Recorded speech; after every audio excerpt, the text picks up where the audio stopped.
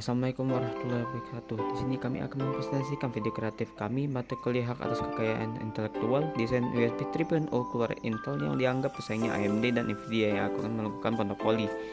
Jurusan S1 Hukum Fakultas Hukum Universitas Bangka Belitung. Dosen pengampu Darwan CSHMH. Terima kasih kepada jurusan S1 Hukum Fakultas Hukum Universitas Bangka Belitung.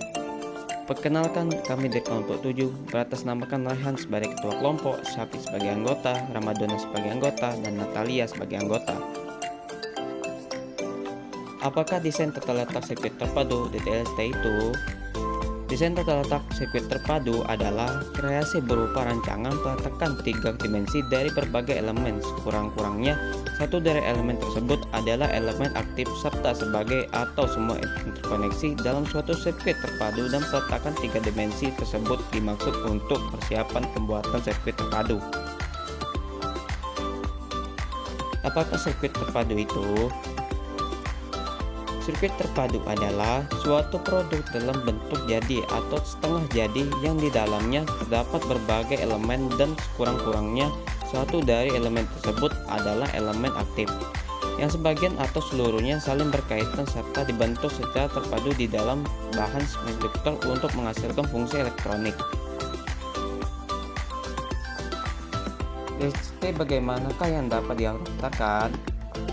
DTST dapat didaftarkan jika DTST tersebut orisinal. Desain tersebut merupakan hasil karya mandiri pendesain, dan pada saat DTST tersebut dibuat tidak merupakan suatu yang umum bagi para pendesain. Berapa lama perlindungan hukum DTST terdaftar? DTST terdaftar mendapatkan perlindungan hukum untuk jangka waktu 10 tahun sejak pertama kali DTST dieksploitasi secara komersial dan sejak tanggal penerimaan permohonan pendaftaran. Contoh kasus: desain USB 3.0 keluaran Intel yang dianggap pesaingnya AMD dan Nvidia akan melakukan monopoli. Dudukan perkara: pada 2008, USB 3.0 diperkenalkan, tetap perselisihan antara Intel dan pesaingnya mengancam persetujuan standar baru ini. Intel menundukkan selisih spesifikasi menyebabkan tuduhan pengadaian pasar pesaing seperti Nvidia dan AMD menuduh Intel berusaha menguasai USB 3.0. Yang ditolak oleh Intel, kontroversi muncul karena tidak kejelasan Intel dianggap sebagai langkah menuju dominasi pasar yang tidak adil.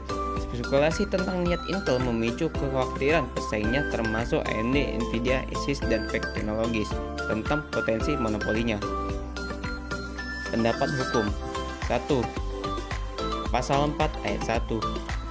Pihak Intel sebagai pemegang hak memiliki hak eksklusif atas desain USB 3.0 mereka yang dirilis pada bulan November 2008. Pasal ini menegaskan bahwa hak eksklusif DTST diberikan kepada pemegang hak sejak saat desain tersebut mulai digunakan secara komersial atau sejak tanggal penerimaan resmi. 2. Pasal 4 ayat 2. Bahwa jangka waktu untuk mendaftarkan desain USB 3.0 adalah hingga bulan November 2010. Sebagaimana terjadi pada kasus ini, komplain terhadap yang dilakukan pada tahun 2009, sehingga menurut undang-undang Intel seharusnya tidak bersalah dan tidak perlu memberikan klarifikasi apapun. 3. Pasal 5 ayat 1. Selain itu, kemungkinan adanya potensi pelanggaran pada saat pasal 5 ayat 1 Undang-Undang DTST, di mana pada pasal 5 ayat 1 Undang-Undang DTST mengatur hak eksklusif pemegang hak DTST untuk menggunakan hak miliknya melakukan eksploitasi DTST.